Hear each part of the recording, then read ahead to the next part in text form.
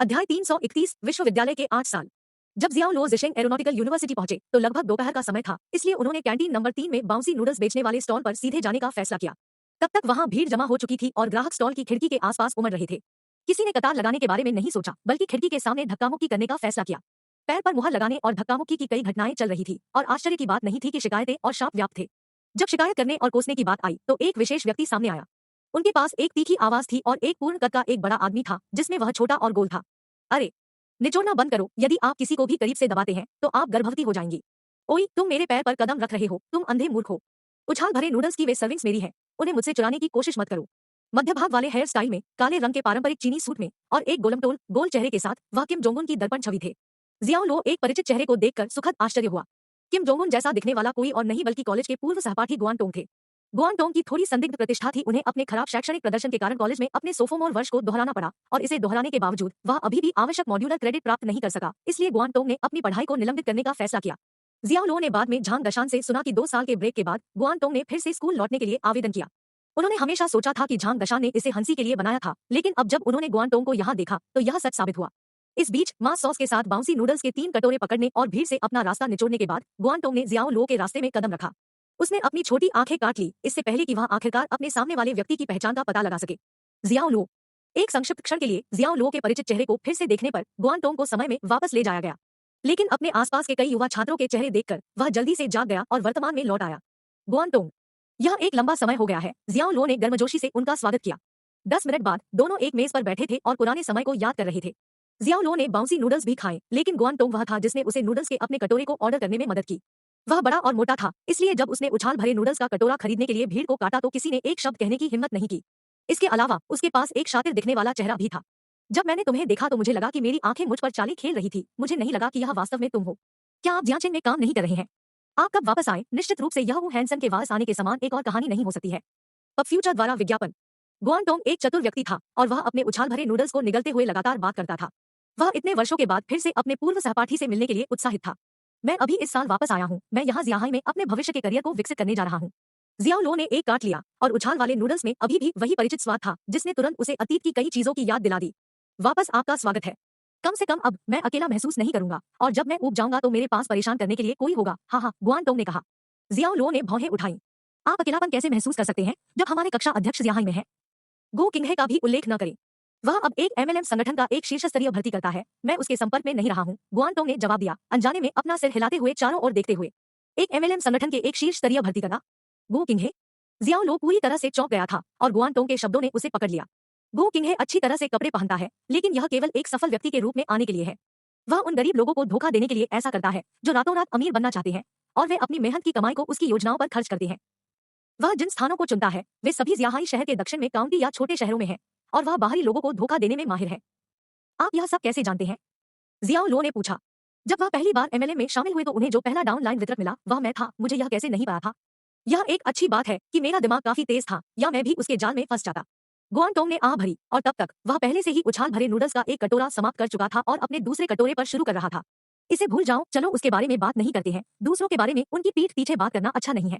मैं इस कारण से पिछले साल आयोजित कक्षा के पुनर्मिलन में नहीं गया था।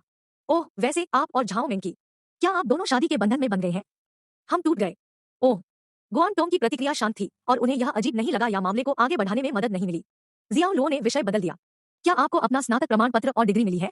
गुआन टोंग ने अपने चॉपस्टिक्स को आराम दिया और कहा, नहीं, मुझे याद भी नहीं है कि मैं कितने विषयों में असफल रहा। मुझे लगता है कि मैं उन्हें अपनी 10 उंगलियों से भी नहीं गिन सकता, और परीक्षा पास करना भी मुश्किल है। मेरी राय में स्नातक प्रमाण पत्र और डिग्री सिर्फ कागज के टुकड़े हैं। शैक्षणिक योग्यता महत्वपूर्ण नहीं है, लेकिन जो महत्वपूर्ण है वह किसी की प्रतिभा है। मैंने लंबे समय से स्नातक प्रमाण पत्र और डिग्री प्राप्त करने का विचार छोड़ दिया है। स्नातक प्रमाण पत्र और डिग्री छोड़ दी। पब फ्यूचर द्वारा विज्ञापन। यद्यपि इन 2 प्रमाण पत्रों के होने से सफलता की गारंटी नहीं थी, फिर भी जब नौकरी की तलाश की जाती है तो इसने धारक को उन लोगों पर एक अतिरिक्त लाभ दिया जिनके पास यह नहीं था। इन दिनों कोई वास्तव में उनके बिना नहीं कर सकता था, और उन्हें प्राप्त करना सही समझ में आया। जियाओ लो गुआन टोंग के दृष्टिकोण से सहमत नहीं थे। तो अब तुम काम कर रहे हो? नहीं नहीं, मैं ज्यादातर समय घर पर रहता हूँ, लेकिन मैं किताबें पढ़ने, अपना ज्ञान बढ़ाने और एक प्रतिभाशाली व्यक्ति बनने के लिए हर दिन स्कूल के पुस्तकालय में बाइक चलाता हूँ। गुआन टोंग ने अब तक उछाल भरे नूडल्स के अपने तीसरे कटोरे पर काम करना शुरू कर दिया था। अगर आप काम नहीं करते हैं तो आप खुद का समर्थन कैसे करेंगे? जियाओ लो ने पूछा। मेरे परिवार पर भरोसा करके, जाहिर है। मेरे पिता और मेरी माँ दोनों सार्वजनिक संस्थानों में काम करते हैं, और अब उन दोनों का संयुक्त वेतन लगभग $20,000 है। भले ही वे बाद में सेवानिवृत्त हों, वे घर बैठे $7 या $8,000 प्राप्त कर सकते थे। मैं उनका इकलौता बेटा हूँ, इसलिए उनका पैसा मेरा पैसा है। मैं इसे अग्रिम में खर्च कर रहा हूँ और बाद में एक प्रतिभाशाली व्यक्ति बनने के बाद मैं आसानी से उन्हें सम्मानित करने के लिए लाखों वापस कमा सकता हूँ। जियाओ लो यह सोचने से खुद को रोक नहीं सका कि गुआनटोंग के दिमाग में क्या चल रहा था, लेकिन अगर यह वह था तो वह इस तरह से रहने के साथ शांति में नहीं होगा। वह यह जानने के लिए उत्सुक था कि गुआनटोंग प्रतिभा से क्या मतलब है। क्या वह 27 या 28 साल की उम्र में इसे स्वीकार कर पाएगा और घर पर रहने और अपने माता पिता से दूर रहने के अलावा कुछ नहीं कर पाएगा। वह उस प्रतिभा को समझ नहीं सका जिसका उल्लेख गुआनटोंग कर रहा था, लेकिन निश्चित रूप से यह उसका कोई काम नहीं था और एक बाहरी व्यक्ति के रूप में वह न्याय करने के योग्य नहीं था। गुआनटोंग, एक आवाज पुकारा। गुआनटोंग और जियाओ लो दोनों ने आवाज की दिशा की ओर रुख किया। यह एक दयालु मध्यम आयु वर्ग का व्यक्ति था जो एक काला सूट और चश्मा पहने हुए था। उनके बहुत कम बाल थे और एक घटी हुई हेयरलाइन थी जिससे वह थोड़ा गंजा दिखता था। यह ओल्ड यू है, गुआनटोंग ने कहा, अंत में अपनी चॉपस्टिक्स नीचे डाल दिया। जियाओ लो जानता था कि ओल्ड यू कौन था, जाहिर है उनका पूरा नाम यू जियांगू था और वह कॉलेज में उनके होमरूम शिक्षक थे। वह जल्दी से उठा और यू जियांगू का अभिवादन किया जो अभी अभी चला गया था। आप कैसे हैं श्री यू? जियाओ लो, तुम यहाँ क्या कर रहे हो? यू जियांगू जियाओ लो को देखकर काफी आश्चर्यचकित थे, जो उनके द्वारा पढ़ाए गए अंतिम बैच के छात्र थे। उन्हें उस बदमाश झांग दशान की बुरी छाप थी और जैसा कि जियाओ लो ने उनके साथ काफी समय बिताया, उन्होंने स्वाभाविक रूप से जियाओ लो को भी याद किया। बूढ़े यू, आपको आश्चर्यचकित होने की जरूरत नहीं है, वह जियांहाई में काम करने की योजना बना रहा है। वह अभी एक यात्रा के लिए अपने मातृ संस्थान में लौट रहा है। गुआनटोंग ने कहा कि उसने अपना सिर झुकाया, उछाल भरे नूडल्स के आखिरी कटोरे से सूप पिया और फिर डकार लिया। इतने साल हो गए थे, यू जियांगू गुआनटोंग के लिए एक संरक्षक और एक दोस्त की तरह थे और वे एक दूसरे से बहुत सहज रूप से बात करते थे। तो ऐसा ही है, तब आपका स्वागत है, हा हा हा। यू जियांगू मुस्कुराया और जियाओ लो के कंधे को थपथपाया, फिर उसे एक सलाह दी। अपने भविष्य की खातिर इस पागल के बहुत करीब मत जाओ, वह प्रगति की परवाह नहीं करता है, पूरे दिन अपना जीवन बर्बाद करता है। मेरे अधीन छात्रों का दूसरा बैच कार्यबल में प्रवेश करने वाला है, फिर भी यह 20 स्टार अभी भी उसी स्थान पर है। अन्य लोग 4 साल से कॉलेज जाते हैं, लेकिन वह 8 साल से पढ़ाई कर रहा है। आप 8 साल में युद्ध जीत सकते हैं, फिर भी उन्हें 2 प्रमाण पत्र भी नहीं मिल सकते। गुआनटोंग के बारे में बात करते हुए वह दुखी लग रहा था। अपने शिक्षक के रूप में वह याद नहीं कर सकता था कि गुआनटोंग के खराब प्रदर्शन के कारण उसे अपने सहयोगियों द्वारा कितनी बार छेड़ा गया था। वह यू जियांगू की प्रतिष्ठा के लिए एक अपमान और धब्बा था। अध्याय 332 विचारों का आदान प्रदान। अरे ओल्ड यूबी स्टार मेरा आकर्षक शब्द है, इसे चोरी मत करो। गुआनटोंग की तीखी आवाज में एक अजीब सी अंगूठी थी, यह कान भेदने वाली थी और इसमें बतख जैसी गुणवत्ता थी, जैसे कि एक नर बतख का गला घोटने और जोर से चिल्लाना। यू जियांगू ने उसे क्रोध की दृष्टि से गंभीर रूप से देखा। तुम सड़े हुए बच्चे हो, तुम जियो लो पर बुरा प्रभाव डालने की हिम्मत मत करो, मैं तुमसे कहता हूँ, अन्यथा मैं तुम्हें नपुंसक बना दूंगा। गुआनटोंग ने कहा, यह एक झूठा आरोप है, उसे मुझ पर बुरा प्रभाव डालने की जरूरत नहीं है कि बदमाश दशान ने सभी प्रकार के पाप किए हैं और जैसा कि शियाओ लो उसके बहुत करीब है, मुझे डर है कि वह लंबे समय से अंदर तक सड़ गया है। आचू हजारों मील दूर लो वर्कशॉप के मुख्यालय में जियांगचेंग झान दाशान अपने कार्यालय में कुछ दस्तावेजों को पढ़ते हुए छींका और खुद से बुदबुदाया, शाह कौन सी सुंदर लड़की मेरे बारे में सोच रही है। शियाओ लो अवाक था। यू जियांगू ने गुआनटोंग को अपने सिर पर एक ओर से मारा। आपको लगता है कि जियाओ लो आपकी तरह ही अप्रेरित है, केवल यह जानता है कि पूरे दिन अपना जीवन कैसे बर्बाद करना है। मुझे वह अच्छी तरह से याद है, वह कक्षा के शीर्ष पर था और एक बार विश्वविद्यालय स्तर की छात्रवृत्ति जीती थी। क्या मैं सही हूँ जियाओ लो? यह सब अतीत में है, मुझे उम्मीद नहीं थी कि श्री यू अभी भी इसे याद रखेंगे। जियाओ लो यू जियांगू की स्मृति से चकित था, कभी उम्मीद नहीं की थी कि उसे छात्रवृत्ति पुरस्कार याद है। उन्होंने वास्तव में इसे अपने नए वर्ष के दौरान प्राप्त किया था और यह विश्वविद्यालय स्तर पर सर्वोच्च स्तर के लिए सम्मानित किया गया था। लेकिन अगले वर्ष, जैसा कि वह एक ही समय में अध्ययन करते समय लगन से काम कर रहा था, उसने केवल मध्यम ग्रेड हासिल किए और अब छात्रवृत्ति का प्राप्तकर्ता नहीं बना। हमारे लिए शिक्षक अच्छे ग्रेड वाले छात्र और खराब ग्रेड वाले वे लोग हैं जिन्हें हम अच्छी तरह से याद करते हैं। वैसे वह साथी झांग दशान अब कैसा चल रहा है? यू जियांगू ने उसे अच्छी तरह से याद करते हुए पूछा। वह ठीक है, उसने अभी जियांगचेंग में एक कंपनी शुरू की है, जियाओ लो ने कहा। हालांकि जियाओ लो वास्तव में लो वर्कशॉप के सबसे बड़े शेयरधारक थे, उन्होंने झांग दशान को इसके निदेशक के रूप में नामित किया था, जबकि उन्होंने पर्दे के पीछे रहना चुना। यू जियांगू को सुखद आश्चर्य हुआ। बुरा नहीं है, यह आश्चर्यजनक है। मैं प्रभावित हूँ कि दशान जियांगचेंग जैसे विकसित शहर में एक कंपनी खोलने में सक्षम था। चूंकि आप उसके बहुत करीब हैं, मुझे यकीन है कि आपके पास कंपनी में एक अच्छी स्थिति भी है। हाँ, मेरे पास कंपनी के भीतर थोड़ा प्रभाव है, जियाओ लो ने जवाब दिया। पब फ्यूचर द्वारा विज्ञापन बुरा नहीं है, मैं कॉलेज में आप दोनों के बारे में बहुत आशावादी था और आप दोनों ने मुझे निराश नहीं किया। यू जियांगू ने जियाओ लो को अपने कंधे पर थपथपाते हुए और अपनी स्वीकृति में सिर हिलाते हुए कहा। गुआनटोंग ने चुटकी लेते हुए कहा, ओल्ड यू, आप हर पूर्व छात्र से एक ही बात कहते थे। यू जियांगू ने एक बार फिर उसके सिर पर थप्पड़ मारा। अगर आप बात नहीं करेंगे तो कोई भी आपको मूक दर्शक नहीं मानेगा। बूढ़े यू, मैं तुम्हें शाप देने के लिए एक घेरा बनाऊंगा और तुम्हें जल्द ही गंजा बना दूंगा। जैसे ही उसने गंजा शब्द सुना, यू जियांगू लाल हो गया और एक लोमड़ी की तरह कूद गया, जिसकी पूंछ पर पैर रखा गया था, जिससे गुआनटोंग पर अपशब्दों की एक धारा बह रही थी। तुम युवा हो, मुझे आश्चर्य हुआ कि मेरे बाल हाल ही में क्यों गिर रहे हैं, इसलिए यह तुम हो जो मुझे कोस रहे हो। मानो या न मानो, मैं तुम्हें नपुंसक बना दूंगा। शांत हो जाओ, शांत हो जाओ, इतना गुस्सा केवल आपको अपने पतले बालों को खोने देगा। अगर तुम फिर से बालों के झड़ने का उल्लेख करते हो तो मैं वास्तव में तुम्हें मार डालूंगा। यू जियांगू क्रोधित था, पूरी तरह से एक पल पहले उसके सौम्य व्यवहार को खो रहा था। Hello Shri you. 3 लड़कियां वहां से गुजरी और गर्मजोशी से उनका स्वागत किया। यू जियांगू तुरंत शांत हो गया और मोटे तौर पर मुस्कुराया, जल्दी से अपने कॉलर को समायोजित किया और सुंदर युवा महिलाओं को स्वीकार करने के लिए अपना सिर हिलाया। हेलो लड़कियों। जियाओ लो अवाक था, उसने पहले कैसे ध्यान नहीं दिया कि उसके कक्षा शिक्षक यू जियांगू इतने मनोरंजक व्यक्ति थे। दोपहर के भोजन के बाद यू जियांगू ने जियाओ लो से पूछने के लिए एक एहसान किया और कहा, जियाओ लो, आपको स्कूल छोड़े हुए लगभग 4 साल हो गए हैं। आपने समाज में बहुत अनुभव जमा किया होगा। हम बाद में एक कक्षा बैठक कर रहे हैं।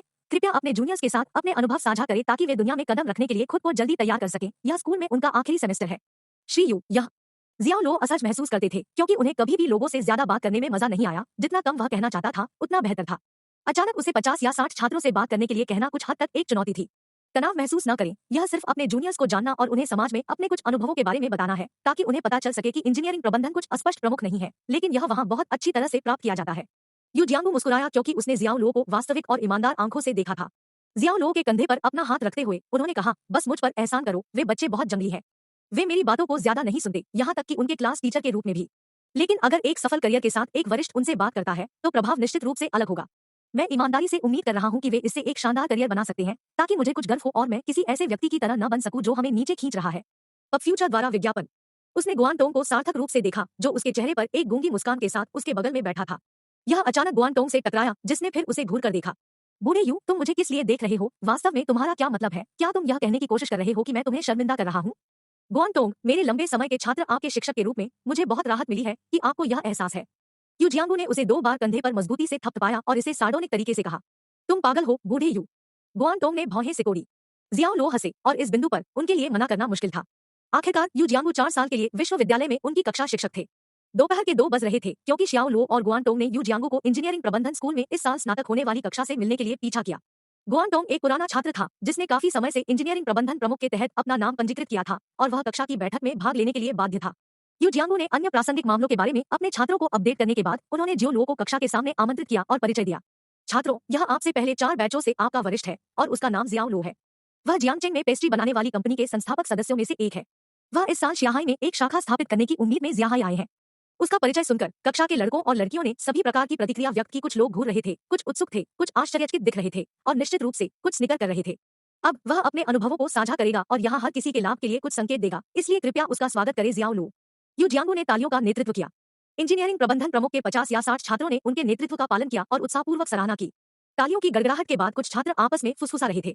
हमारे सामने 4 बैच, क्या इसका मतलब यह नहीं होगा कि वह 8 साल के समान बैच में थे? कई लोगों ने गुआनटोंग की ओर देखा जो अपने मोबाइल फोन पर ब्राउज करते हुए अंतिम पंक्ति में बैठे थे। 8 साल उपनाम छात्रों ने उन्हें दिया था। कॉलेज खत्म करने में 8 साल लेने के लिए उनका मजाक उड़ाया था, लेकिन निश्चित रूप से यह जल्दी से 9 साल या 10 साल में बदल सकता है। शियाओ लो पोडियम पर खड़े थे और नीचे युवा चेहरों को देखकर उनका दिल भावनाओं से भर गया। वह एक बार नीचे बैठकर यू जियांगू को ठीक उसी स्थान पर खड़ा देख रहा था जहां वह वर्तमान में था और अनुभव इस दुनिया से बाहर था।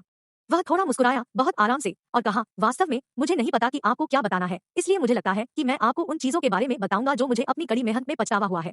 वरिष्ठ जियाओ, क्या आप एक सफल व्यक्ति नहीं हैं? आपको भी पछतावा कैसे हो सकता है? हर कोई देखने के लिए मुड़ा और यह कोई और नहीं बल्कि कक्षा के शीर्ष छात्र गुआन यिलिन थे जिन्होंने सवाल पूछा था। यह सिर्फ एक साधारण सवाल लग रहा था, लेकिन जिस तरह से उसने सफल लोक शब्दों पर जोर दिया वह व्यंग्य से भरा हुआ था। अध्याय 333 दोष खोजना। यू जियांगू ने गुआन यिलिन को जियाओ लो को बाधित नहीं करने के लिए कहने पर विचार किया क्योंकि वह उसके अतिरंजित रवैये से अच्छी तरह से वाकिफ था। गुआन यिलिन के पास खुद के बारे में बहुत उच्च राय थी और अक्सर अपने शिक्षकों को अक्षम दिखने के लिए लोड किए गए प्रश्न पूछते थे। जहां तक यू जियांगू और सभी शिक्षकों का संबंध था, वह मुट्ठी भर थी। उनकी नजर में वह एक उत्कृष्ट छात्र थी, लेकिन साथ ही उच्चतम क्रम की एक BTCH भी थी। लेकिन वह दूसरे विचार पर पीछे हट गया क्योंकि जियाओ लो के पास फर्श था और देखना चाहता था कि क्या जियाओ लो इस दंभी और अभिमानी छात्र को वश में कर सकता है। कक्षा में हर कोई जियाओ लो को देख रहा था। कई लोगों के चेहरे पर अजीब मुस्कान थी, यह देखने के लिए इंतजार कर रहे थे कि वह कैसे जवाब देगा। शियाओ लो ने कहा, बेशक मुझे पछतावा है। हर किसी को अक्सर पछतावा होता है और अफसोस के बिना जीवन एक पूर्ण जीवन नहीं है। और तुम्हारा पछतावा क्या है? गुआन यिलिन ने और दबाव डाला। मुझे अफसोस है कि मैंने स्नातक स्कूल जाने या अपने वरिष्ठ वर्ष में सिविल सेवा परीक्षा देने का विकल्प नहीं चुना। जियाओ लो ने मुस्कुराते हुए कहा, आज के समाज में कार्यबल में प्रवेश करने वाले बहुत सारे कॉलेज के छात्र हैं और नौकरियों के लिए भयंकर प्रतिस्पर्धा है। यहाँ तक कि 221 स्तरीय और 985 स्तरीय कॉलेजों के कई स्नातक एक उच्च बेरोजगारी के वर्तमान माहौल में संकट का सामना कर रहे हैं। एक बेहतर शुरुआत और एक मजबूत प्रतिस्पर्धी बढ़त प्राप्त करने के लिए आपको स्नातकोत्तर अध्ययन को आगे बढ़ाने की कोशिश करनी चाहिए। लेकिन मैंने ऐसा नहीं किया और खुद को बेहतर बनाने का मौका गंवा दिया। उन्होंने कहा, मैंने सिविल सेवा परीक्षा देने का विकल्प भी नहीं चुना। बहुत से लोग सिविल सेवा को खारिज करते हैं, यह मानते हुए कि यह स्थिरता प्रदान करता है, यह सबसे अच्छा मध्यम आय वाला पेशा है। लेकिन यह एक नए स्नातक के लिए एक अमूल्य कैरियर का प्रतिनिधित्व करता है जो आपको एक मंच प्रदान करता है जिसे आप भविष्य में हासिल करना चाहते हैं, उससे पहले कि आप एक नए कैरियर पथ के बारे में ध्यान से सोचें। ये वास्तव में उसके 2 पछतावा थे। यदि यह प्रतिभा प्रणाली के संयोग से एकीकरण के लिए नहीं था तो वह अभी भी किसी कारखाने में कड़ी मेहनत करने वाले 9 से 5 उत्पाद इंजीनियर के रूप में काम कर रहा होगा और अक्सर ओवरटाइम काम करना होगा। यू जियांगू जियाओ लो के दृष्टिकोण से सहमत थे और एक वरिष्ठ शिक्षक के रूप में वह कुछ समय के लिए एक ही निष्कर्ष पर आए थे। आजकल हर साल स्नातक होने वाले सैकड़ों हजारों कॉलेज के छात्र थे और जबकि नौकरी आवेदकों की संख्या वार्षिक आधार पर बढ़ी, नौकरी की उपलब्धता उसी दर से नहीं बढ़ी।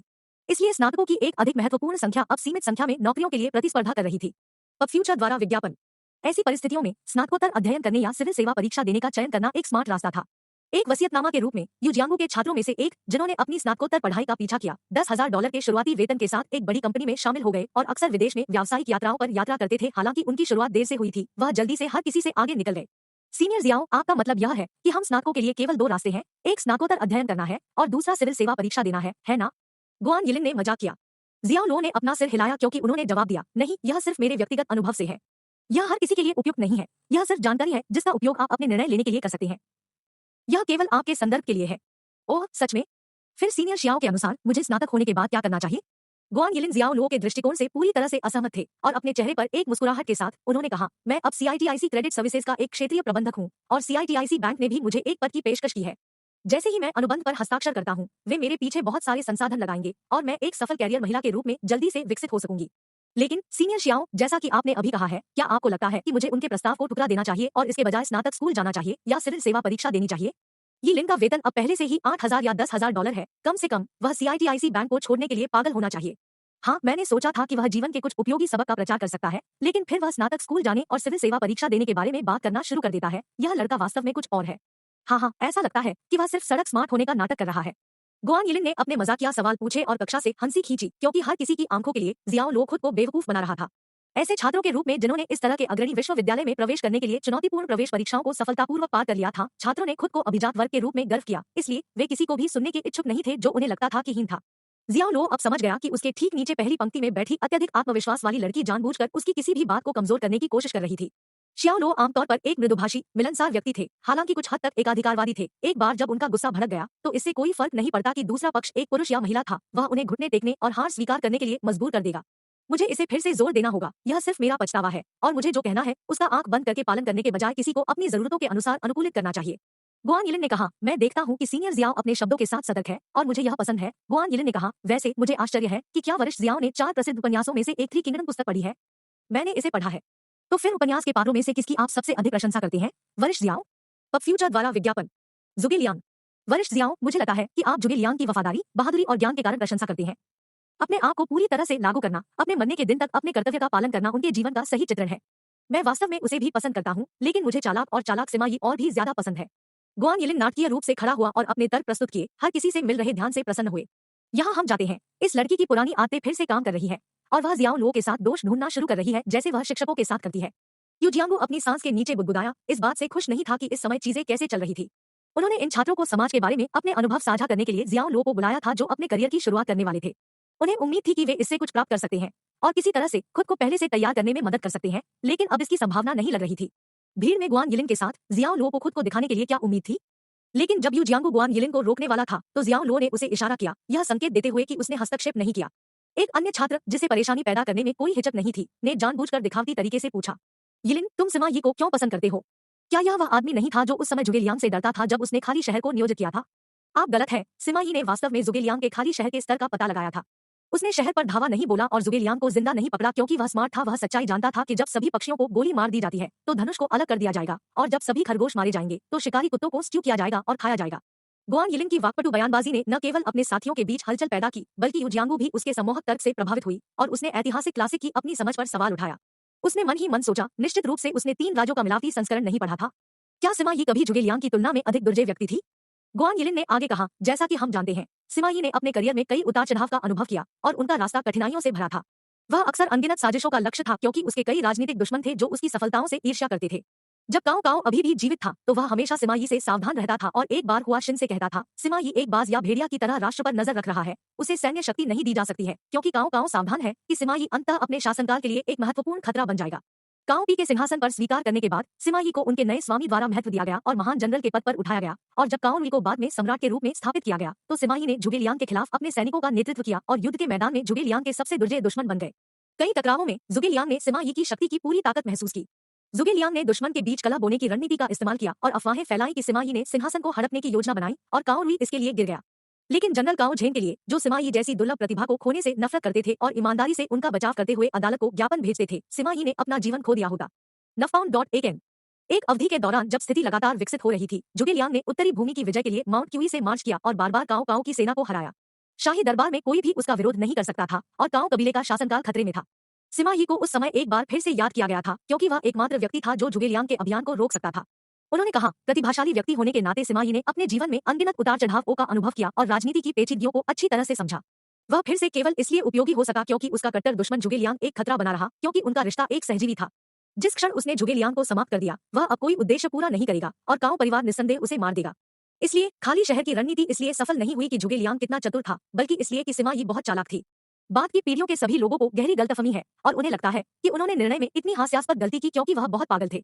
फुटनोट 1, 985 स्तरीय विश्वविद्यालयों को चीन में सर्वश्रेष्ठ माना जाता है। इसके बाद 211 स्तरीय विश्वविद्यालय हैं। अध्याय 334 खंडन। सिमा यी जुगेलियांग के खाली शहर के स्ट्रेटेज के लिए गिर गया प्रतीत होता है, लेकिन वास्तव में उसने केवल इसके लिए गिरने का नाटक किया और इसने संदेह से परे उसकी बेहतर बुद्धि साबित की। आपको क्या लगता है, सीनियर जियाओ? अपने तर्क को स्पष्ट रूप से प्रस्तुत करने के बाद गुआन यिलिन ने जियाओ लो से सवाल पूछा। उसके पास 3 राज्यों की कहानी में अपनी अनूठी अंतर्दृष्टि थी और उसे विश्वास था कि जियाओ लो एक सम्मोहक प्रतिक्रिया के साथ इसका मुकाबला करने में विफल रहेगा। वह उम्मीद करती थी कि वह खुद को मूर्ख बनाएगा और हर किसी द्वारा उसका मजाक उड़ाया जाएगा। जैसा कि वह उसकी प्रतिक्रिया की प्रतीक्षा कर रही थी, वह पहले से ही कुछ संतुष्टि और उपलब्धि की भावना प्राप्त करने की उम्मीद कर सकती थी।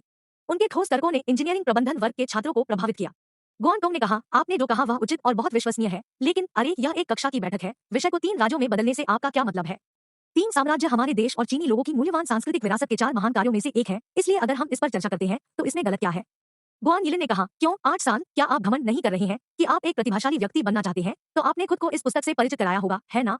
आपको हमें भी इस बारे में अपनी राय देनी चाहिए। मैं? गुआन टोंग का दम घुट गया, एक अच्छा जवाब देने में असमर्थ। उन्होंने पुस्तकालय में विभिन्न प्रकार की यादृच्छिक पुस्तकें पढ़ी थी, फिर भी उन्होंने कभी भी 3 राज्यों को नहीं पढ़ा और जुगेलियांग और सिमा यी की उनकी समझ मुख्य रूप से टीवी श्रृंखला से आई, इसलिए उन्हें इस विषय पर कोई राय देने के लिए कड़ी मेहनत की गई। ऐसा लगता है कि 8 साल में अभी भी अपनी महत्वाकांक्षाओं का समर्थन करने के लिए प्रतिभा की कमी है, एक साथी छात्र ने मजाक उड़ाया।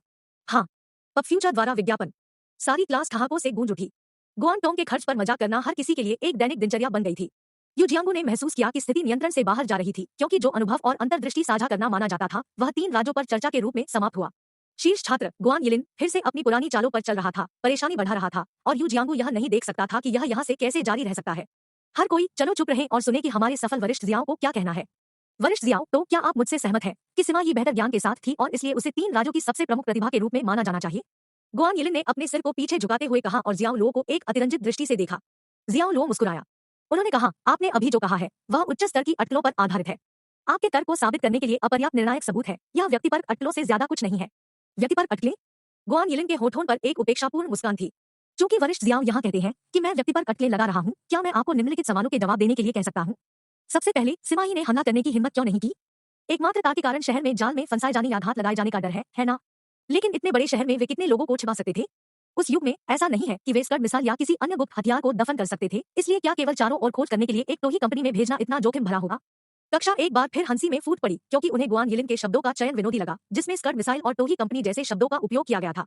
यू जियांगू पूछताछ की अपनी लाइन से अंदर से आश्चर्यचकित था। अगर वह पोडियम पर होते तो वह भी जवाब देने में नाकाम रहते।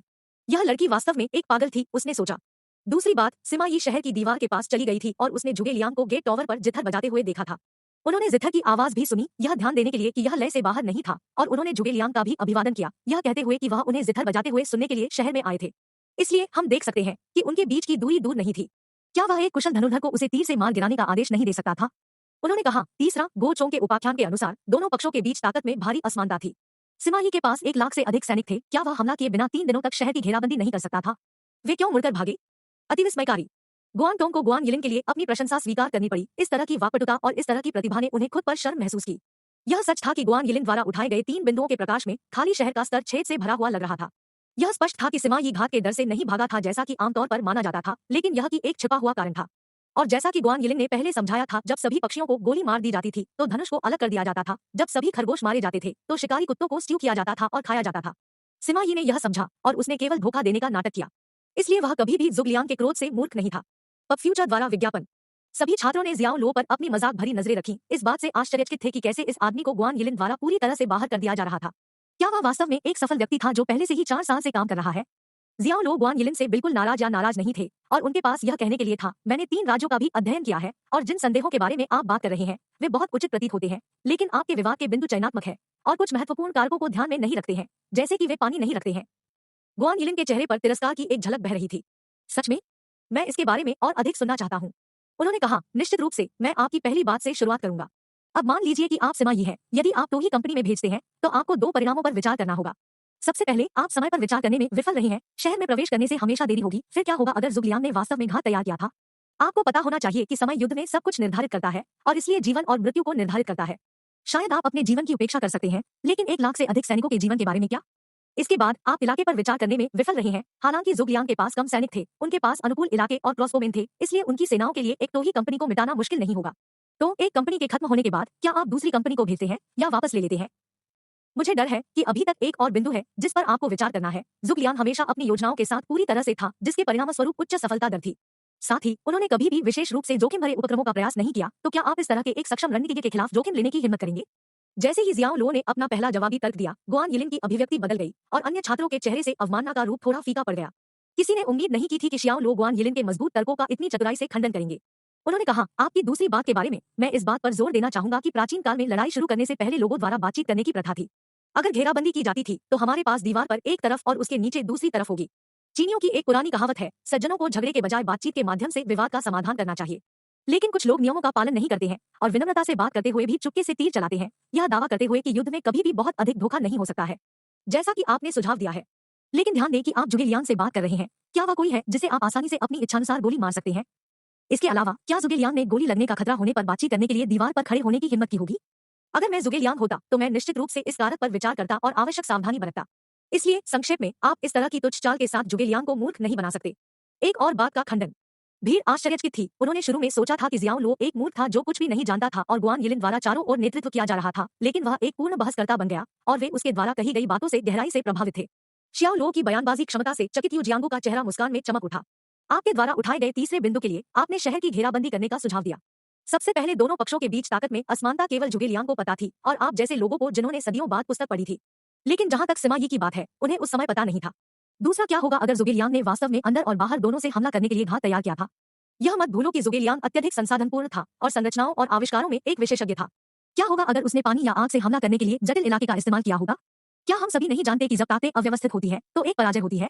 अगर घात लगाकर किए गए हमले से भयावह झटका लगता है तो पूरी सेना घर आ जाएगी और भाग जाएगी, तो फिर संख्या क्या अच्छी होगी?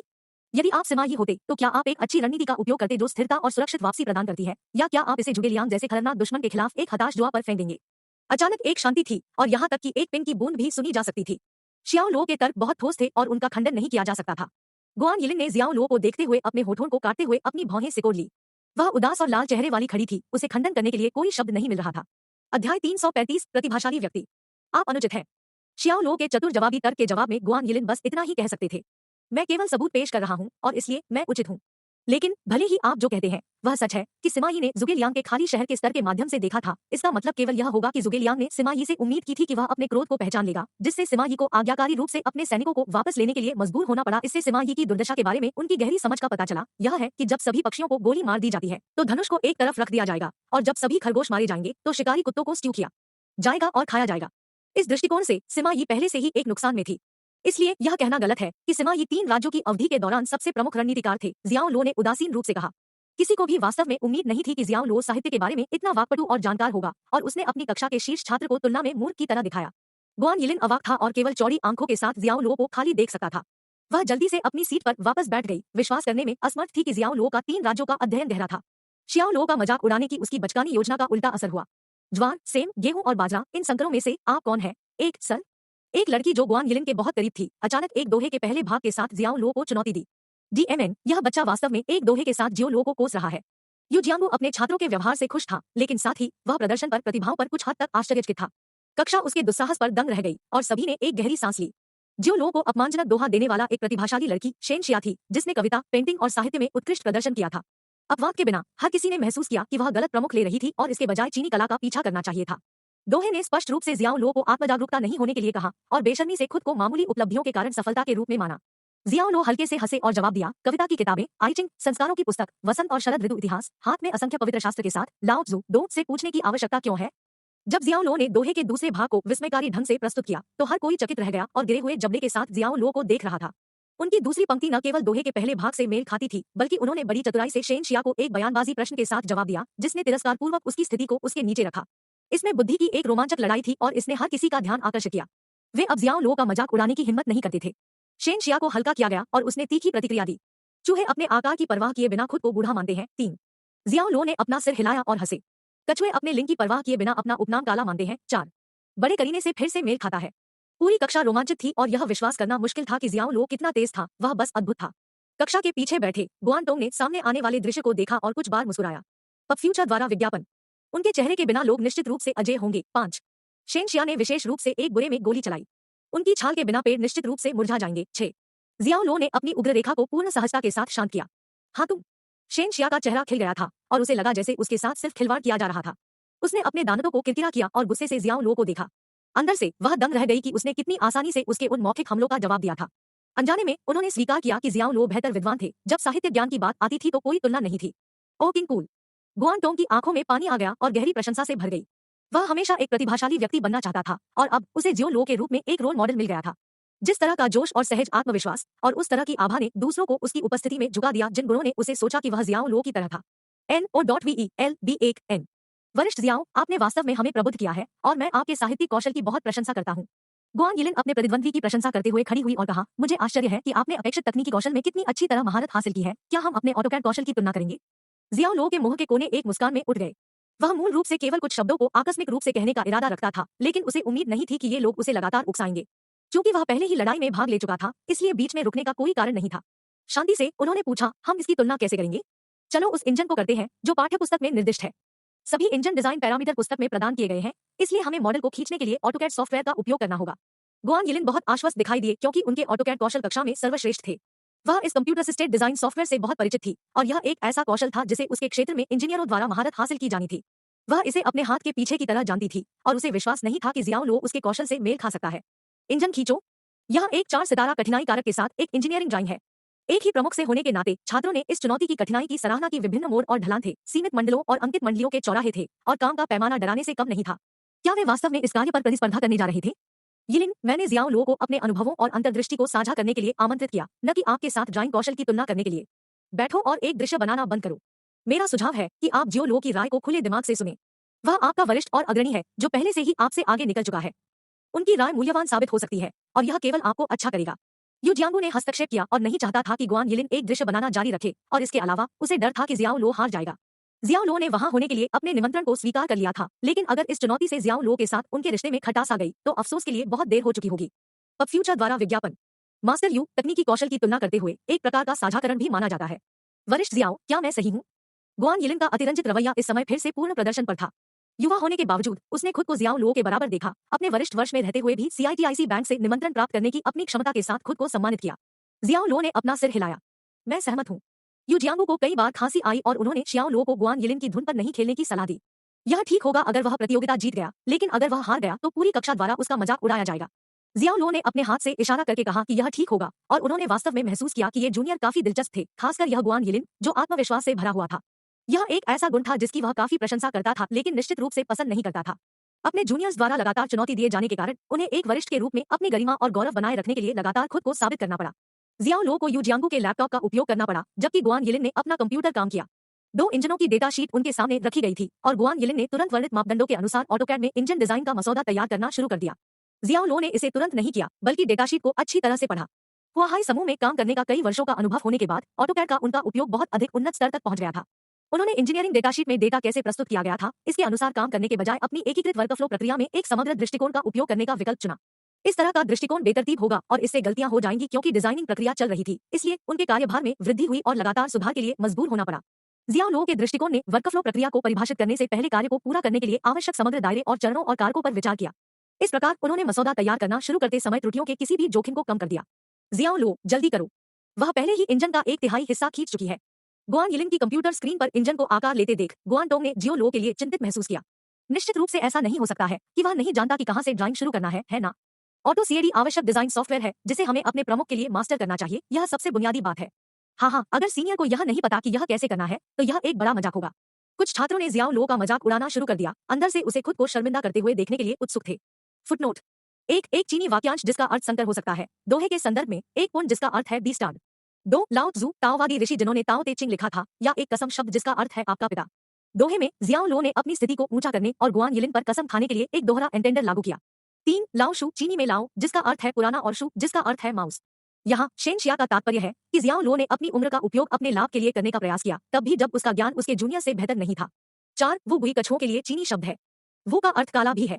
यहाँ जियाओ लो का तात्पर्य है कि शेन शिया और गुआन यिलिन कछुओं की तरह व्यवहार कर रहे थे, जिसका अर्थ है कि वे कायर थे। कछुए चीनियों के बीच कायरता का एक रूपक है, क्योंकि वे मुसीबत के समय अपने गोले में पीछे हट जाते हैं। 5 चीनी में शाब्दिक रूप से चेहरे के बिना कोई अजय होगा, जिसका अर्थ है कि कोई बेशर्म है।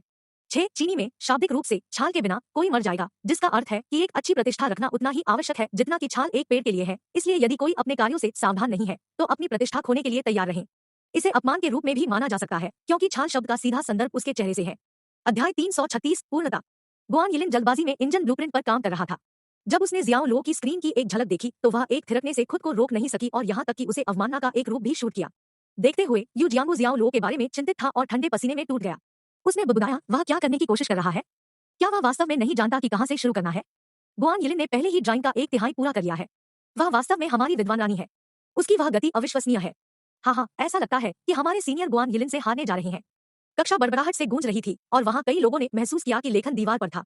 इस रेस में कोई हेड टू हेड फिनिश नहीं होगा, गुआन यिलिन निश्चित रूप से आगे आएंगे। अंत में जियो लो ने अपने डिजाइन ब्लूप्रिंट पर शुरू कर दिया। उन्होंने ऑटोकैड के इंटरफेस के साथ खेलना शुरू कर दिया, बेतरतीब ढंग से कुछ डॉटेड लाइनों और मोड़ों के अलावा कुछ भी नहीं खींचा।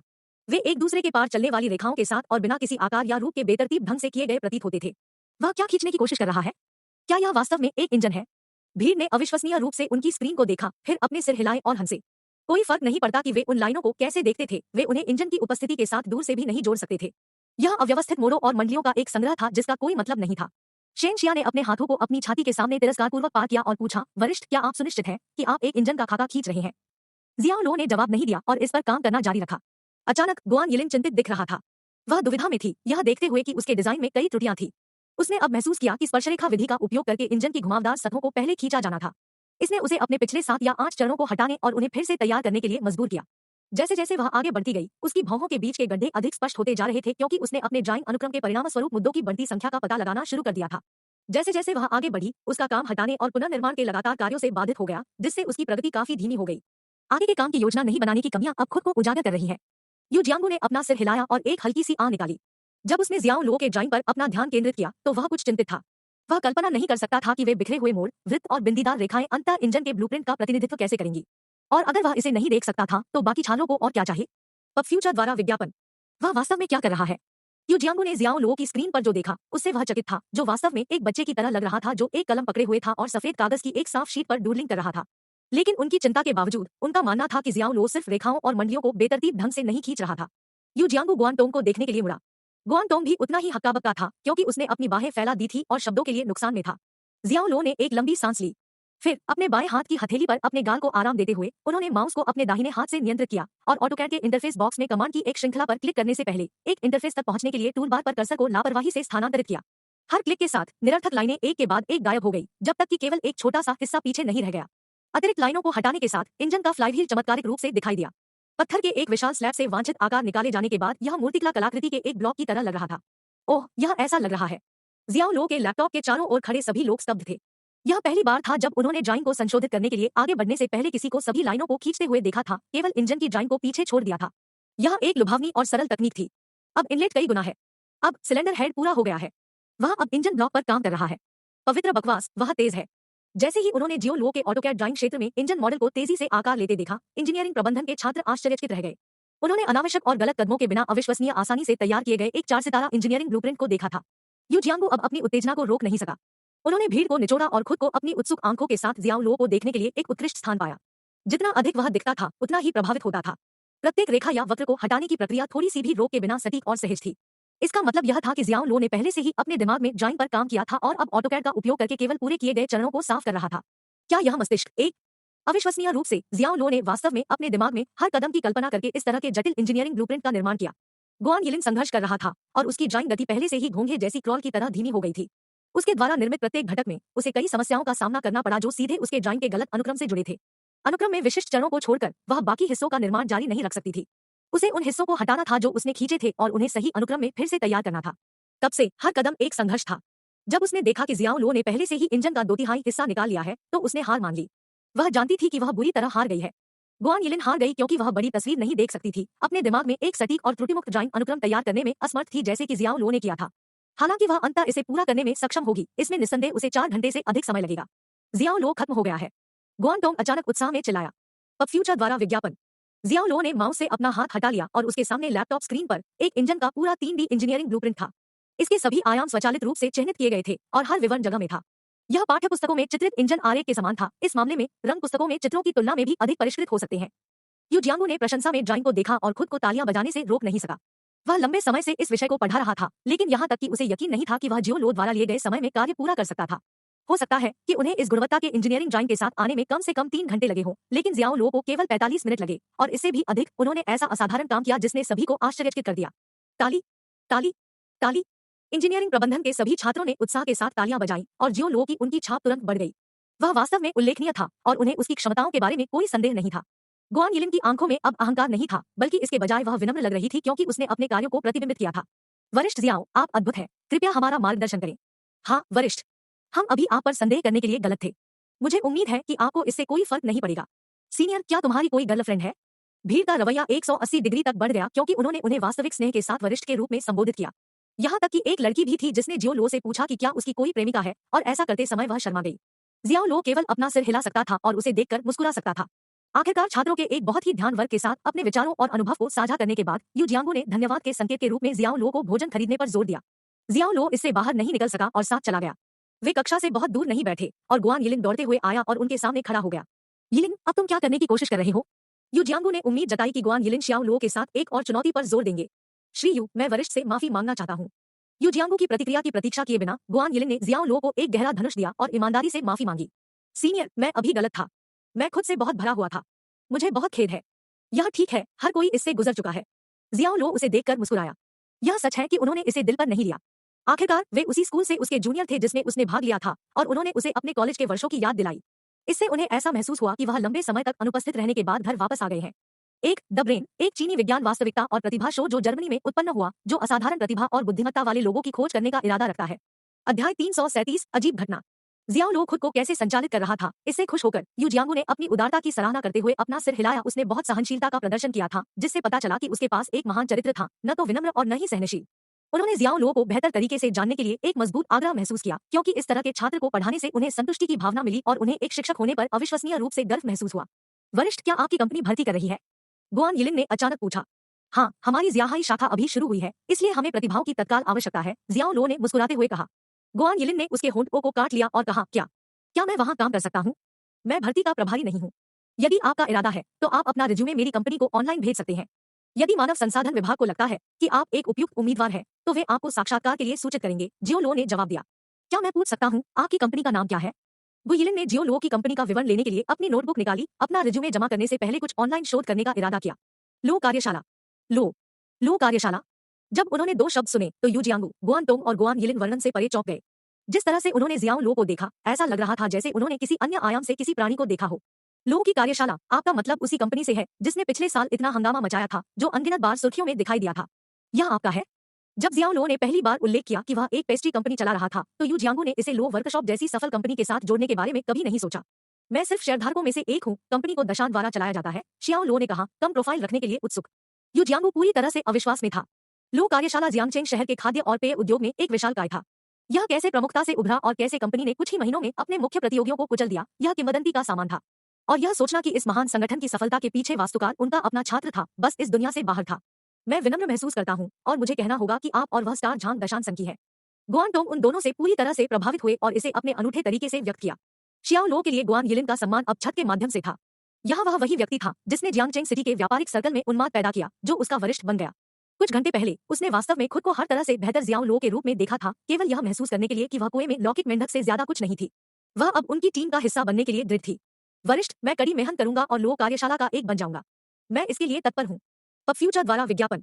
जियाओ लो ने प्रोत्साहन में सिर हिलाया। शाम करीब 9 बजे क्रिसेंट बे होटल लौटने से पहले शियाओ लो ने यू जियांगू और गुआन टोंग के साथ हॉटपॉट के भोजन का आनंद लिया।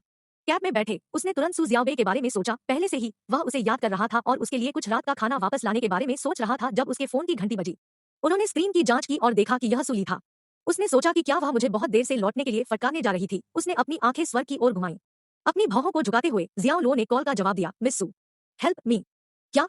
उसने जो कुछ भी सुना वह केवल वे 2 शब्द थे, फिर एक छोटा सा ठहराव, इससे पहले कि एक सुस्त गड़गड़ाहट की आवाज ने उसे बताया कि फोन फर्श पर गिरा दिया गया था। उसने अपने कानों को कस लिया, वह जल्दी-जल्दी खड़े पैरों के प्रोटेक्टर तक पहुंच सकता था। कोई फोन के पास आ रहा था और अचानक कॉल खत्म हो गई। जियाओ लो ने तुरंत वापस कॉल किया, लेकिन सूली का फोन अनुपलब्ध था, इसे पहले ही बंद कर दिया गया था। हाँ, मेरी मदद करो, कुछ तो बहुत गलत है। जियाओ लो ने एक गहरी सांस ली, उसे कुछ और जल्दी करना था। मिस्टर, कृपया हट जाओ। ठीक है, चलो देखते हैं। यह $20 होगा। उन्होंने टैक्सी का किराया दिया और सड़क के किनारे एक इंटरनेट कैफे में भाग गए। वह जल्दी से एक कंप्यूटर पर पहुंचा, अपना टोर ब्राउजर लॉन्च किया और फिर सूली के अंतिम निर्देशांक का पता लगाने के लिए टेलीफोन कंपनी के बैकएंड में हैक कर लिया। उसका आखिरी कॉल हिल्टन होटल से किया गया था। क्या इसका मतलब यह है कि उसका अपहरण कर लिया गया है? अपने मन में उस विचार के साथ जियाओ लो ने भौहें सिकोड़ी सूली सुजियाओबे का एकमात्र रिश्तेदार था और उसे कुछ भी नहीं होना चाहिए। उनकी उंगलियां कीबोर्ड पर तत्काल घूम रही थी और उन्होंने जल्दी से हिल्टन होटल के नेटवर्क सिस्टम में प्रवेश किया। सूली का नाम मेहमानों की सूची में नहीं था, लेकिन निगरानी फुटेज से उन्होंने सूली को 2011 में एक अच्छी तरह से कपड़े पहने महिला के साथ कमरे में प्रवेश करते हुए देखा, जो उच्च स्टेशन की प्रतीत होती थी। सूली पहचाने जाने से बचने के लिए स्कार्फ में लिपटी हुई लग रही थी। उन्होंने तुरंत इंटरनेट कैफे छोड़ दिया, फिर एक टैक्सी का स्वागत किया और हिल्टन होटल की ओर दौड़ पड़े। पब फ्यूचर द्वारा विज्ञापन। हिल्टन एक 5 सितारा रेटेड होटल था और जियाहाई के सबसे शानदार में से एक था, अमीर और प्रसिद्ध लोगों के लिए पसंद का आवास। जियाओ लो ने कुछ ही समय में 2011 के कमरे में अपना रास्ता खोज लिया। दरवाजे की कुंडी पर डू नॉट डिस्टर्ब का निशान लटका हुआ था, लेकिन यह उसे रोक नहीं पाया। अपनी हथेली के एक जोर के साथ मोटी चंदन का दरवाजा खुल गया और वहां उसने सूली को बिस्तर पर फैला हुआ पाया। जिस अच्छी तरह से कपड़े पहने हुए महिला को उसने निगरानी कैमरे पर देखा था, वह उसे कपड़े उतार रही थी। तुम कौन हो? आप यहाँ क्यों आए हैं? अच्छे कपड़े पहने महिला हैरान रह गई क्योंकि उसने आतंक में जियाओ लो को देखा। मैं यहाँ सवाल पूछ रहा हूँ। आप कौन है और आप मिस सू के साथ क्या कर रहे हैं? जियाओ लो ने उसे घूरकर देखा, फिर सूली की झलक देखी। अच्छी तरह से कपड़े पहने हुए महिला ने खुद को तैयार किया, फिर वह आत्मविश्वास से खड़ी हुई और कहा, मैं उसकी माँ हूँ। सच में? क्या एक माँ अपनी बेटी को डर देगी? जियाओ लो उसकी ओर कदम बढ़ाते ही बढ़ गया। करीब मत आओ, अभी बाहर निकलो। प्रतिभूति, सुरक्षा। अच्छी तरह से कपड़े पहने महिला ने चिल्लाना शुरू कर दिया, लेकिन अचानक रुक गई। उसने स्थिति का जायजा लिया और महसूस किया कि अगर उसने जो किया वह उजागर हो गया तो परिणाम गंभीर होंगे। जियाओ लो ने अपनी विशेषताओं में कुछ समानताएं देखी, इसलिए शायद यह महिला वास्तव में सूली की मां थी, जैसा कि उसने दावा किया था। लेकिन यह इस समय उसकी चिंता नहीं थी, क्योंकि वह केवल यह सुनिश्चित करने की परवाह करता था कि सूली सुरक्षित था। वह सूली के पास गया और उसके महत्वपूर्ण संकेतों की जांच की। वह सांस ले रही थी और केवल बाहर निकल गई थी। बेडसाइड टेबल पर लगभग खाली चाय का कप था, इसलिए दवा को उसके पेय में मिलाया गया होगा। एक और शब्द कहे बिना उसने सूली को बिस्तर से उठाया, उसे ले गया और दरवाजे की ओर चला गया। हाँ, तुम कौन हो? मेरी बेटी को अभी छोड़ दो। अच्छी तरह से कपड़े पहने महिला चिल्लाई, क्योंकि वह आगे बढ़ी और सूली को जियाओ लो से दूर खींचने का प्रयास किया। इससे पहले कि वह सूली पर हाथ रख पाती, जियाओ लो ने उसे नीचे गिरा दिया। उसने ज्यादा बल का इस्तेमाल नहीं किया, बस उसे धक्का देने के लिए पर्याप्त था। लेकिन अच्छी तरह से कपड़े पहने महिला उड़ गई और बिस्तर के बगल में फर्श पर दुर्घटनाग्रस्त हो गई। मुझे परवाह नहीं है कि आप सूली की मां हैं या नहीं, लेकिन बेहतर है कि आप अपनी भलाई के लिए नीचे रहें, अन्यथा मेरी अगली किक इतनी हल्की नहीं होगी। जब उसने उसकी आंखों में देखा तो अच्छी तरह से कपड़े पहने महिला कांप उठी। उसकी आंखें इस तरह झुकी हुई थी जैसे कोई जंगली जानवर भीतर दुबका हुआ हो, और इसने उसकी रीढ़ की हड्डी को ठंडा कर दिया। सूली को अपनी बाहों में सुरक्षित रखते हुए जियाओ लो कमरे से बाहर निकल गया। जैसे ही वह सूली को गोद में लेकर लॉबी से गुजरा, फ्रंट डेस्क के कर्मचारी चौकन्ने हो गए और तुरंत सुरक्षा बलों को सतर्क कर दिया। होटल के प्रवेश द्वार से बाहर निकलते ही उसका सामना हुआ। कई गार्ड जियाओ लो पर इकट्ठा हो गए, उन्हें जाने से रोक दिया क्योंकि उन्हें उनसे पूछताछ करने की आवश्यकता थी। जियाओ लो समझाने के लिए बस बहुत थक गया था। उसने कुछ लात मारी और उन सभी को कुछ ही देर में भेज दिया। वे फर्श पर गिर गए, अपने मध्य भागों को पकड़े हुए और दर्द से कराते हुए। उसे जल्दी से एक कैब मिली और वे अब क्रिसेंट बे होटल में वापस जा रहे थे। टैक्सी ड्राइवर खुद को रोक नहीं सका और कहा, भाई, क्या वह आपकी प्रेमिका है? वाह, वह वास्तव में राष्ट्र की देवी सूली की तरह दिखती है। ड्राइव करो, बात मत करो। केबिन एक अजीब चुप्पी में गिर गया। ड्राइवर ने उन्हें क्रिसेंट बे होटल में छोड़ दिया और देखा कि जियाओ लो सूली को अंदर ले जा रहा है। सुंदर महिलाएं हमेशा दूसरों की क्यों होती है? अध्याय 338, एक जंगली रात। जब वे लिफ्ट में उतरे तो सूली अपनी दवा प्रेरित नींद से जाग गई। उसकी आंखों में पानी आ गया था और वह थोड़ा विचलित दिखाई दे रही थी, लेकिन इसने अजीब तरह से उसके आकर्षण को जोड़ा। यह आकर्षक रूप से कामुक था और उसने एक ऐसे चेहरे पर एक कच्चा बेहिचक गुणवत्ता दिखाई जो 1000 जहाजों को लॉन्च कर सकता था। आप जाग रहे हैं? जियाओ लो ने उसे नीचे जाने दिया, अपने कंधे पर अपनी बाह रखी और उसे कमर पर पकड़ लिया। सूली अभी भी नशे की हालत में थी, धीरे से कराह रही थी और अचानक उसने लापरवाही से उसका कॉलर पकड़ लिया, उसे करीब खींच लिया और उसे चूम लिया। जियाओ लो जम गया और उसकी आंखें चौड़ी हो गई। इस अप्रत्याशित चुंबन से चौंक गई। हाँ, क्या हो रहा है? जियाओ लो ने धीरे से खुद को दूर खींच लिया। जब उसने उसे फिर से देखा तो सूली अर्धचेतन अवस्था में थी और यहाँ तक कि उसने जो सांस छोड़ी वह भी गर्म थी। पब फ्यूचर द्वारा विज्ञापन। उस औरत ने उसे नशीली दवा दी। सिस्टम से उपचार और चिकित्सा कौशल हासिल करने के बाद जियाओ लो ने तुरंत सूली की स्थिति को केवल उसे देखकर आकार दिया। वह जानता था कि उसे क्या करना है। दवा को डिटॉक्सिफाई करने की विधि जल्दी से दिमाग में आई। जब वे 52वीं मंजिल पर पहुंचे तो वह सूली को अपने अपार्टमेंट में वापस ले गया। जियाओ लो नहीं चाहता था कि सू जियाओबे या चाची ली को सूली की हालत के बारे में पता चले, क्योंकि वह जानता था कि वह उसे ऐसी स्थिति में देखकर शर्मिंदा होगी और वह निश्चित रूप से नहीं चाहता था कि वह होश में आने के बाद उस पर दबाव डाले। जियाओ लो ने धीरे से उसे सोफे पर लिटा दिया और एक उपाय ठीक करने के लिए रसोई में चला गया। उन्होंने एक गिलास गर्म पानी में थोड़ा सा नमक पतला किया और कई हरी चाय की पत्तियों को डाला। उसने ठंडे पानी में भिगोए तौलिए को रगड़ा और मिश्रण के साथ वह वापस लिविंग रूम में चला गया। लेकिन जब वह सूली के पास लौटा तो उसने जो देखा उसने उसे लगभग अपनी त्वचा से बाहर कूदने के लिए मजबूर कर दिया। सूली करा रहा था और चीजें कर रहा था और किसी भी अंधेरे विचारों को दबाने के लिए जियाओ लो के सभी संकल्प की आवश्यकता थी। जियाओ लो ने जल्दी से उसे ढक दिया और उसकी मदद की, उसके मुंह में उपाय डाला, फिर उसे फिर से लिटा दिया और उसके माथे पर ठंडा तौलिया रखा। लेकिन पे ने तत्काल प्रभाव नहीं लिया और इसके बजाय सूली ने अर्धचेतना में हलचल की और बिना किसी चेतावनी के जियाओ लो को पकड़ लिया, उन्मादी रूप से अपने कपड़े फाड़ दिए। अपने जीवन में पहली बार जियाओ लो ने असहाय महसूस किया। उसे पता नहीं था कि क्या करना है, जब तक कि अचानक उसके मन में एक विचार नहीं आया, वह विषाक्त पदार्थों को बाहर निकालने के लिए ही जिंजिंग का उपयोग करेगा। उन्हें सूली के शरीर से जहर को अपने शरीर में अवशोषित करने का कोई डर नहीं था और उनका मानना था कि यह काम करेगा। उसने तुरंत सूली को उसके रिपो से ऊपर खींच लिया और उसे अपने पैरों को क्रॉस करके नीचे बैठा दिया। वह उसके पीछे बैठ गया, अपनी गर्म हथेली को उसकी पीठ की नरम त्वचा के खिलाफ कसकर दबाया और फिर कड़ी मेहनत से ध्यान केंद्रित किया, क्योंकि उसने सूली के शरीर से विषाक्त पदार्थों को अवशोषित करने के लिए अपनी ऊर्जा को प्रसारित किया। लेकिन सूली अचानक पीछे मुड़ी और उसे पीछे धकेल दिया, फिर उसके बाकी कपड़े फाड़ते हुए उसने खुद को उस पर फेंक दिया। यह एक जंगली रात थी। सुबह सुबह बालकनी से गर्म प्रकाश की एक स्वागत योग्य किरण आती है। पब फ्यूचर द्वारा विज्ञापन। जियाओ लो पहले ही जाग चुका था और उसने सपने में सूली को देखा, जो उसकी बाहों में कसकर लिपटा हुआ था। उन्होंने कभी नहीं सोचा था कि उनका पहला मौका ऐसा होगा। अचानक आंखों के कोने से उसने अपनी सफेद बेडशीट पर दाग के कई डॉग की एक झलक पकड़ी हुए लाल बेर के फूलों के रंग थे। जियाओ लो ने एक गहरी सांस ली और उसने एक अजीब भावना महसूस की जो उसके दिल में भारी थी। वह भावना का वर्णन नहीं कर सकता था, यह जटिल लग रहा था और उसका दिमाग अव्यवस्थित और भ्रमित लग रहा था। जियाओ लो स्वभाव से एक रूढ़िवादी व्यक्ति थे, जिन्हें सोचने के पारंपरिक तरीके से लाया गया था। उन्होंने सही काम करने के लिए एक गहरी जिम्मेदारी महसूस की, खासकर एक लड़की की मर्दानगी को दूर करने के बाद। इसके तुरंत बाद सूली ने अपनी नींद से हलचल की। वह अकड़ गई और बैठ गई, जियाओ लो को देखते हुए, क्योंकि उसकी आंखों में पानी आ गया था, यह महसूस करते हुए कि क्या हुआ था।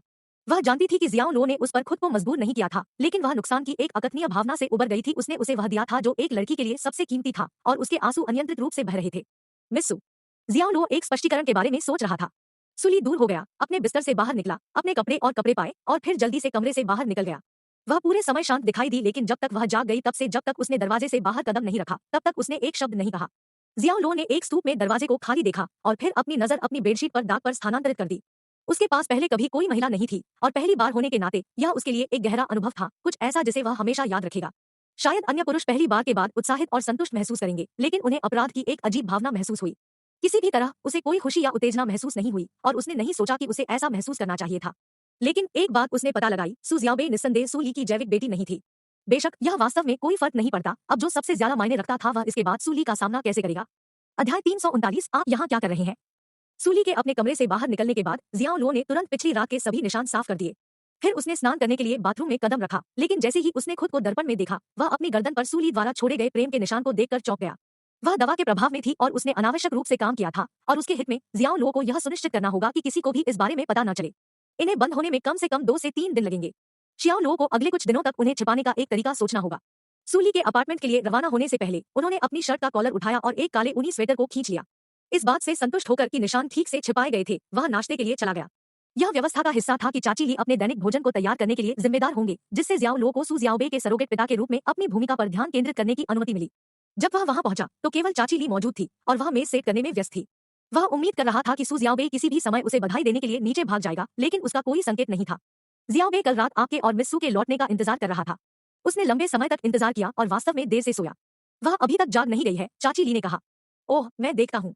जियाओ लो ने सिर हिलाकर स्वीकार किया, फिर डाइनिंग टेबल पर बैठ गया और जैसे ही नाश्ता तैयार हो गया था उसने खुद की मदद की। जैसे ही वह अपना नाश्ता कर रहा था, चाची ली उसके पास गई। ऐसा लग रहा था कि उसके दिमाग में कुछ था। उसने दूसरी मंजिल पर एक नजर डाली और अपनी आवाज धीमी रखते हुए उसने पूछा, श्री जियाओ, क्या आप जानते हैं कि क्या हुआ? मिस्सू अच्छी स्थिति में नहीं दिखती है। जियाओबे की जांच करने के लिए मेरे कमरे में आने के बाद वह अपने कमरे में वापस चली गई और मुझे लगता है कि वह बहुत रो रही है। वह तब से बाहर नहीं आई है और जब मैंने उसे नाश्ते के लिए बुलाया तो उसने कोई जवाब नहीं दिया। मैं काफी चिंतित हूँ। शायद उसके साथ कुछ बुरा हुआ है। जियाओ लो को नहीं पता था कि और क्या कहना है और यह सिर्फ धुंधला हो गया। वह शायद उसे कल रात के बारे में सच नहीं बता सकता था, है ना? चाची ली ने अपना सिर हिलाया और कहा, यह नहीं हो सकता। मैं भी एक जवान लड़की थी, मिस्सू की तरह दिखती है। यह सुनिश्चित करने के लिए चारों ओर देखने के बाद कि कोई और आसपास नहीं था, उसने फुसफुसाकर कहा, यह मुझे पहली बार की तरह लग रहा था। क्या आप जानते हैं, उसकी पत्नी? जियाओ लो ने कसम खाई कि उसने महसूस किया कि उसकी आत्मा एक संक्षिप्त क्षण के लिए अपने शरीर को छोड़ देती है।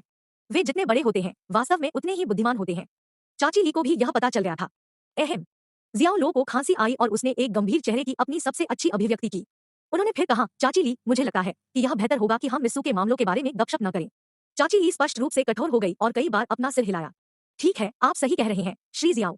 मैंने बहुत ज्यादा बात की है। उसने अपने चेहरे पर खून की भीड़ महसूस की, यह महसूस करते हुए कि उसके नियोक्ता के व्यक्तिगत मामलों के बारे में गपशप करना वर्जित था। उसने जियो लो को घबराहट से देखा, उसके चेहरे पर अपराध बोध लिखा हुआ था। श्री जियाओ, मैं अब फ्यूचर द्वारा विज्ञापन। चिंता मत करो, ऐसा होता है। मैं इसका उल्लेख नहीं करूंगा, जियाओ लो ने कहा। वह मुस्कुराया और फिर अपने नाश्ते पर लौट आया। धन्यवाद। चाची ली के चेहरे पर राहत की एक झलक बह गई और वह एक बार फिर मुस्कुरा रही थी। कुछ ही समय बाद लो पिंगक्सियांग अंदर चला गया और उसके साथ सू ली के प्रबंधक चाई झिंग भी थे। उसके पास अच्छी तरह से आनुपातिक विशेषताओं के साथ एक अंडाकार आकार का चेहरा था, जिसे आप सुंदरता नहीं कहेंगे, लेकिन वह यथोचित आकर्षक और आकर्षक थी। उसके छोटे काले बालों को वापस चाटा गया था, जिससे उसे एक आकर्षक व्यवहार मिला और उसे काले व्यवसाय की पोशाक पहनाई गई। जिस क्षण उसने जियाओ लो को देखा, चाई झिंग ने एक घृणित अभिव्यक्ति के साथ उसे देखा। बेशक वह जानती थी कि सूली ने शियाओ लो को सू जियाओबे के सरोगेट पिता के रूप में किराए पर लेने का इरादा किया था। जैसा कि यह सूली का आग्रह था, वह हस्तक्षेप नहीं कर सकती थी, लेकिन इसने उसे जियाओ लो से नफरत करने से नहीं रोका। वह एक शातिर स्नीर से परहेज नहीं कर सकती थी। आप बड़े करीने से कपड़े पहनने की कोशिश करते हैं, जहां तक मेरा सवाल है, आप अभी भी एक ऊबड़-खाबड़ है। इसलिए बहुत कठिन कोशिश मत करो। उनकी नजरों में जियाओ लो सामाजिक पदानुक्रम के बहुत नीचे संघर्ष कर रहे एक गरीब स्लग से ज्यादा कुछ नहीं था, एक पिछलगू जो समाज में अपने स्तर में फिट होने की कोशिश कर रहा था। सुबह सुबह किसने उड़ान भरी? यह निश्चित रूप से बदबू है। मिस लो, क्या आपको उस भयानक बदबू की गंध आती है? जियाओ लो ने अपनी नाक के सामने हाथ हिलाते हुए जवाब दिया। लो पिंगक्सियांग सदमे में जम गया। वह चाई झिंग से बहुत डरती थी, जो एक कठोर और दबंग महिला थी। उसे अक्सर चाई झिंग द्वारा फटकार लगाई जाती थी और कभी-कभी ऐसा लगता था कि वह एक बीमार स्वभाव वाली साम्राज्ञी की सेवा करने वाली मात्र एक हैंडमेड थी। इसलिए जब जियाओ लो ने उन शब्दों को दोहराया तो उसकी आंखें लगभग बाहर निकल आईं और वह उसे अपने सिर का सबसे हल्का झटका दे रही थी, क्योंकि उसने अनजाने में चाई झिंग को उत्तेजित न करने के लिए संकेत देने की कोशिश की। चाई झिंग इतनी क्रोधित हो गई कि वह उस पर चिल्लाई, बेहतर है कि आप विश्वास करें कि मैं आपको पकड़ लूंगा और मैं आपके सॉरी को लात मार दूंगा, क्योंकि जियाहाई से बाहर है। आप मुझे सुनते हैं? जियाओ लो शांति से उसका सामना करने के लिए मुड़ा और कहा, मेरी माफी, मुझे विश्वास नहीं है कि आप कर सकते हैं, लेकिन आप कोशिश कर सकते हैं। अरे तुम! चाई झिंग ने मुट्ठी बंद करके अपने दांतों को किरकिरा कर लिया। दूसरी मंजिल पर एक दरवाजा खुला और सूली सीढ़ियों से नीचे आते हुए आया। वह एक सफेद प्लीटेड स्कर्ट में थी और उसके बालों को बड़े करीने से क्लासिक चिगनन में वापस खींचा गया था। वह हमेशा की तरह सुरुचिपूर्ण थी, लेकिन वह थोड़ी थकी हुई और अस्वस्थ लग रही थी। बेटा, क्या तुम ठीक हो? क्या तुम्हारे साथ कुछ गलत है? लो पिंगक्सियांग चिंतित था और जल्दी से उसका समर्थन करने के लिए चला गया। जियाओ लो ने खुद को रोक लिया, जल्दी से आने और उसकी मदद करने की इच्छा महसूस की। पहली बार हमेशा एक लड़की के लिए खास था और इसलिए जियाओ लो के लिए भी। यद्यपि वे एक रिश्ते में नहीं थे, यह एक निर्विवाद तथ्य था कि सूली उसका पहला था और उसकी रक्षा करने के लिए उसके लिए एक स्वाभाविक वृत्ति थी। मैं ठीक हूँ, मेरी मदद करने की कोई जरूरत नहीं है। अब फ्यूचर द्वारा विज्ञापन। सूली ने लो पिंगक्सियांग को इशारा किया, क्योंकि वह धीरे धीरे ऊपर की ओर चल रही थी। उसने अपना संयम अच्छी तरह से बनाए रखा, लेकिन वह डाइनिंग टेबल पर बैठ गई, एक ठंडा पसीना फूट पड़ा और उसका चेहरा पीला पड़ गया। शायद आपको अधिक आराम मिलना चाहिए, जियो लो ने कहा। सूली ने उसे घूरकर देखा और जिस तरह से वह देख रही थी, उसमें नाराजगी का संकेत था, लेकिन उसने कुछ नहीं कहा और चुपचाप अपना नाश्ता खा लिया। सूली, क्या आप अस्वस्थ महसूस कर रहे हैं? चाई झिंग ने कुछ चिंता के साथ सूली को देखा। सूली ने कहा, ठंड लग गई, बस इतना ही। आज की घटना के बारे में इसे छोड़ दो। सूली ने उसे सिर्फ 2 शब्दों से काट दिया। चाई झिंग ने भौहें सिकोड़ी। इसे छोड़ दो? लेकिन यह श्रीली का है। मैंने कहा, इसे छोड़ दो। सूली ने अपना सिर उठाया और उसके स्वर ने यह स्पष्ट कर दिया कि वह कोई आपत्ति बर्दाश्त नहीं करेगी।